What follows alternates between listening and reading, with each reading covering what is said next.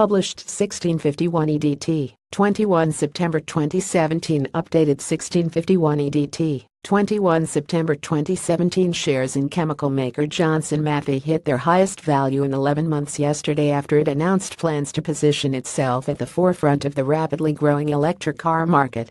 The company, which makes everything from catalytic converters to pharmaceutical ingredients, will invest an initial £200 million in battery technology next year to bolster its capacity in the sector.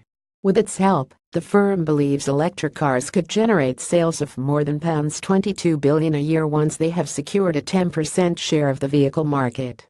And the good news didn't stop there.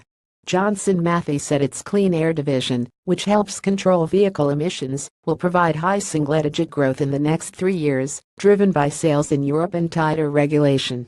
Electric Dreams chemical maker Johnson Matthey will invest an initial £200 million in battery technology next year to bolster its capacity in the sector. However, it warned that sales growth will slow beyond this as more European customers ditch diesel engines for electric vehicles, offsetting its strong growth in North America and Asia. In a note reconfirming sales growth expectations of 6% for the year, the firm said it will continue to invest in the healthcare sector and expects to generate double-digit growth in this area from next year. Finally, it will make a further £50 million of savings after announcing £25 million of cuts earlier this year. Shares rose 14.6%, or 432p, to 3,390p, adding £836 million to its value. Liberum recommends buying shares in Petra Diamonds, claiming sentiment towards it has reached peak fear recently. Petra's shares fell 23% this month when it suspended its Williamson mine in Tanzania after £11 million of diamonds were seized by the country's government, which claimed Petra lied about their value. Marshall Motor Holdings revved higher after selling its leasing arm to a subsidiary of the Bank of Ireland for £42.5 million. The firm, which was founded in 1979, said that it will now focus on its core vehicle selling business as it continues to grow across the UK. Money made from the sale will be used to reduce the company's debt, which stood at £101.1 million in June. Shares yesterday rose 3.8%, or 6p, to 166p. But with Williamson forming just 3% of Petra's total value, Liberum said the drop was patently absurd. The broker said Petra is being unfairly compared to pure Acacia Mining, which has been crushed by a £140 billion fine from Tanzania this year over similar accusations. Liberum said the poor timing of strikes at 2 of Petra's South African mines has done little to sweeten negative sentiment. With a third South African strike announced yesterday, shares fell 3.3%, or 2.25p, to 66.75p, adding weight to Liberum's comments.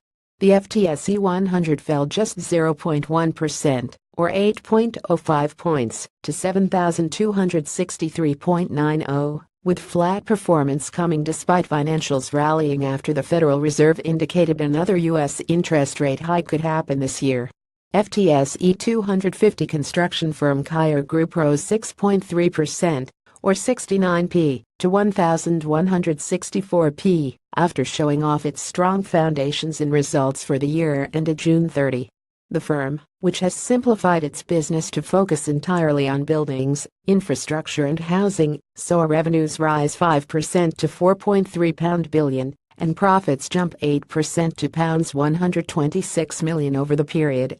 The strong performance led it to increase its full-year dividend per share by 5% to 67.5p. Mitchell's Butlers joined an increasingly large group of pub and bar operators complaining that wet weather over the summer has put Brits off the booze.